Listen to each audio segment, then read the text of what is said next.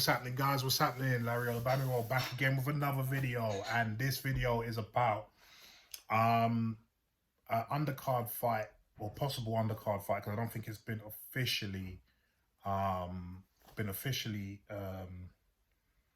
like announced, but it's close to being announced, and that is Deontay Wilder fighting Zhilei Zhang on the undercard of Anthony Joshua versus Francis Ngannou in Saudi Arabia on March the 8th. Yeah. Now, before I go into who I think will win, which I don't think you guys will be surprised about, if this fight was like a year ago, a year and a half ago, we know who wins this fight, you know. Well, actually, no, it'll be a competitive fight. Let's just put it that way. Yeah, it'll be a competitive fight. To say the least, if the Deontay Wilder that fought Joseph Parker in his last fight just a couple of weeks ago turns up, he is going to get mullered by Zhang. Yeah. I don't even know why Wilder wants this fight. Of all the people that he could have fought, Zhilei Zhang wouldn't have been my first pick, especially off the back of that that performance against Joseph Parker. I mean, if that Wilder shows up, he's getting knocked out. It's as simple as that. Because if Zhang hits him the way Parker hits him, hit him. Yeah, it's all over. It's all over. We saw how Zhang dealt with Joe Joyce, who's got an iron chin. You know what I mean? Especially in that second fight, that knockdown, or that knockout, should I say? That would have dropped anyone. Yeah. So I don't understand why he's taking this fight. I mean, props to him for taking it, because this is a tough fight, and obviously if he can beat Zhang, if Wilder can beat Zhang, this puts him right back on top. Right back on top. But at this moment in time, he's you know, he's the ugly red-headed stepchild. He's going to be treated as such in the heavyweight division, because no one's going to want to or need to touch him. No one's going to want to fight him or need to fight him right now, especially after that Parker performance. Yeah, I mean, he needs a fight like this to get back on top. Another guy who he could have fought, which they were actually talking about him fighting a couple of fights ago, was Andy Ruiz, who, on the back of that performance against Parker, would have knocked him out. I mean, he would have been a tough fight for Deontay Wilder, even if Deontay Wilder was back on form. But based on his last performance, Andy Ruiz knocks that out. So yeah, he has to take a dangerous fight no matter what, and to get him back on top. And obviously, we were told before Wilder fought Parker that the Anthony Joshua fight was signed. I mean, personally, if I was Anthony Joshua, I would have taken the fight, because that would have been a lot of money for relatively easy work. Again, based on the Parker performance. I don't know if there was anything wrong with him, per se, specifically for that fight. But if not, yeah, he's done. He's done out here, and we're gonna find out March 8th against Zhang. That's for definite. That's for definite, because Zhang's not coming to mess around.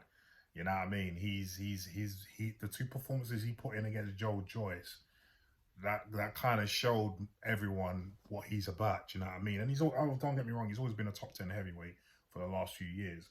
But I mean, he's put himself on the map, especially with those two wins, especially the second one, because that was an emphatic style.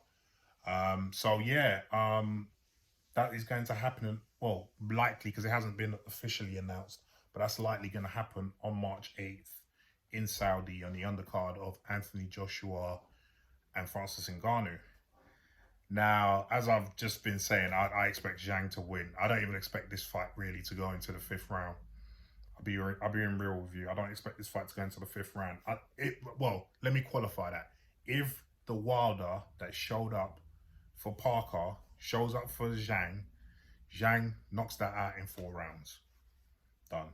If it's the old Wilder, then we have a fight in our hands. We have a fight in our hands, and I would favor Wilder if it was the old Wilder, but we don't know if we're going to get that back. So, and I want to just favor Wilder because Zhang can obviously take a punch, and he's obviously a good puncher himself, and he's got skills. So, you know, it's not a foregone conclusion, even if Wilder was at his best. But with Wilder being what he is now, I can only base it on what I saw in his last fight. That this is gonna be a massacre. This is gonna be a massacre. Do you know what I mean? A lot of people are talking about how Wilder should go back to Mark Brayland, who coached him right up until his very few last fights when Malik Scott took over. I can see why. I can see why, because Wilder is not a technician. He's not a great boxer. We all know that. But what he can do, his punch. That is his equalizer. We've seen a few fights where he was losing. I think the first Ortiz fight he was losing, and he knocked him out. Or was it the second fight with Ortiz? I can't remember, but you know, either way, he knocked him out. Yeah, he's just got that equalizer, and to get that equalizer, he just has to flail arms, like just throw arms, just throw, just no matter how. It doesn't matter if they could technically correct or not, just throw. And you will connect at some point, and they will go. That's always been the blueprint for Deontay Wilder up until recently when he got with Malik Scott. And I think Malik Scott is trying to make him more like a boxer. And sometimes that just does not work. With some people, you can't add to their armory because it just completely throws their game.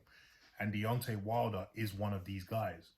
You can't add to his game because he's just not technically astute like that. I don't really think he's that athletic either. I mean, you look at his legs and it's just like, wow, bro, you need to put some meat on the legs. I mean, come on, man. You know, I mean, you look at Anthony Joshua, that's an athletic man. You look at Francis Ngannou, that's an athletic man. Do you know what I mean? These are men that will probably excel in certain other sports as well as boxing, you know. But you don't get that with Deontay Wilder. So yeah, I mean, yeah, I'll be interested in this fight just to see what Deontay Wilder turns up. But if it's again, like I said, if it's Deontay Wilder that turned up for Parker, this fight is going to be over pretty quickly in Zhang's favor. So, guys, what do you think about this fight? Do you think this fight should go ahead? Do you think Anthony Joshua should have taken the fight Wilder anyway? Yeah, and let me know what you think, man. Leave some comments down below, please. Yeah.